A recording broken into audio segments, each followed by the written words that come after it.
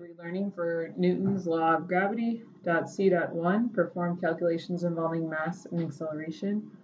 We're looking at using how to use algebra to solve a math problem in science.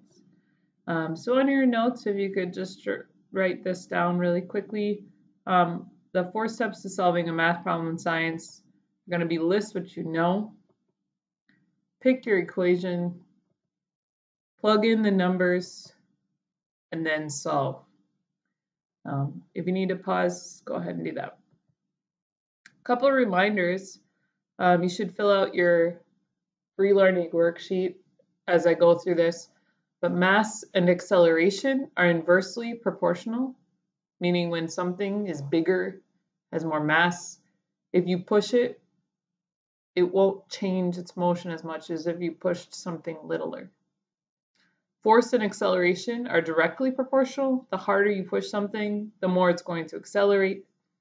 And force and mass are directly proportional. You need to push a big truck more than you need to push a little car to get it to accelerate the same amount.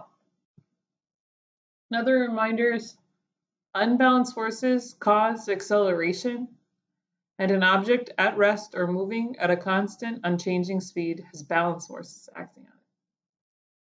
So let's do some practice. So I'm going to switch in between my document and the presentation here. So you want to write down your 3 equations. Force equals mass times acceleration. Acceleration equals force divided by mass. And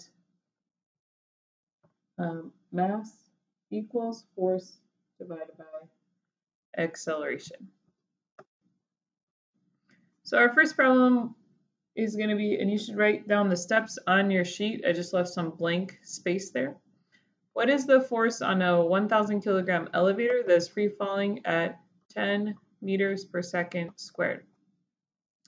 So the first thing again, list what you know.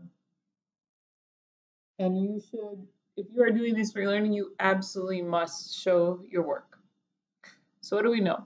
What is the force? So first of all, I'm looking for force on a 1,000 kilogram, that's our mass, elevator that is free falling at 10 meters per second squared. So then I'm going to pick my equation. I'm looking for force. Force equals mass times acceleration. And now I'm going to plug my numbers in. 1,000 kilograms times 10 meters per second squared. The force equals 10,000 newtons.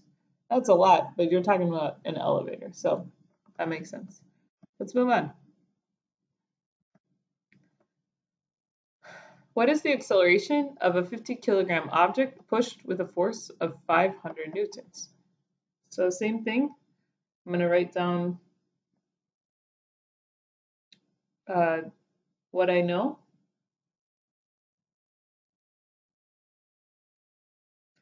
And we know our 500 newtons. The mass is 50, and we're looking for acceleration. And I'm picking an equation. And now I'm going to plug in what I know.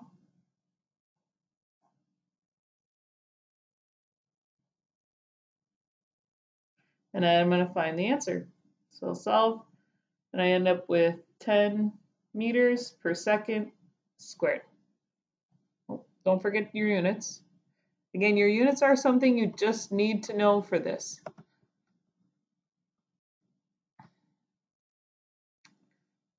Next one, number 3. A force of 20 newtons acts upon a 5 kilogram block. Calculate the acceleration. List what I know.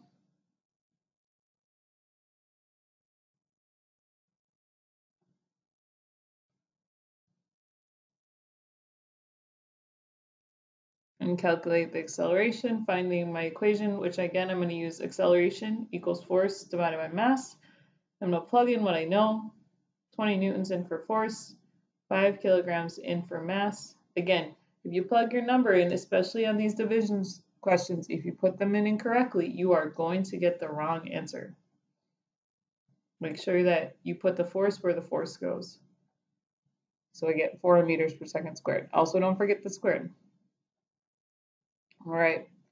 And last but not least, number 4, if a 60 kilogram person on a 15 kilogram sled is pushed with a force of 300 newtons, what will be the person's acceleration?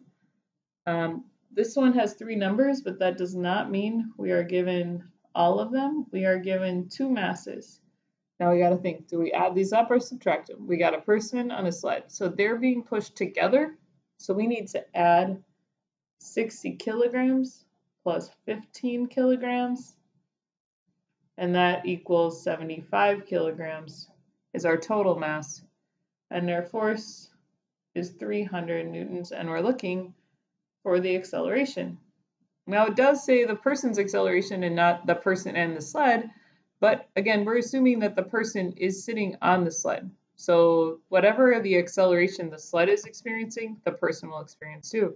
I'm going to pop my calculator up for this one because I'm going to be, again, acceleration equals force divided by mass. So I've got acceleration equals 300 newtons divided by 75 kilograms, which I think actually works out.